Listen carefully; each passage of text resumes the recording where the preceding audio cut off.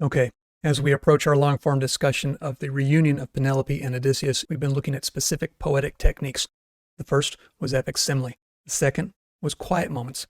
Today, let's look at the third, analepsis, or what we would call it today, flashback. This comes in Book 19. Odysseus, disguised as a beggar, has just beaten the heck out of another beggar and popped off to the suitors. Penelope tends to him and asks Eurykleia, Telemachus's wet nurse, to take care of Odysseus and to give him what he desperately needs, a bath. There's a catch, though. If she sees Odysseus naked, she's going to recognize something that's going to give him away. The scar. He had forgotten that. She must not handle his scarred thigh, or the game was up. So here's the flashback. Wayne and Garth go. An old wound, a boar's white tusk inflicted on Parnassus years ago. He had gone hunting there in company with his uncles and Autolycus, his mother's father, a great thief and swindler.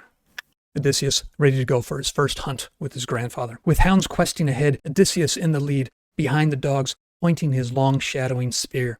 Before them a great boar lay hid in undergrowth. Odysseus, being on top of him, had the first shot, lunging to stick him, but the boar had already charged under the long spear.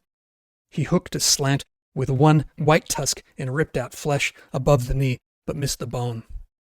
Odysseus's second thrust went home by luck, and the beast fell, moaning as life pulsed away. His father and the lady Eurycleia welcomed him and wanted all the news of how he got his wound. So he spun out his tale, recalling how the boar's white tusk caught him when he was hunting on Parnassus. This is quite an origin story. Here we have another of Odysseus's defining traits. He loves to tell a good story. Now we know a lot more about Odysseus. So an analepsis is something like an epic simile. Just like an epic simile, but on a grander scale. Main storyline, analepsis.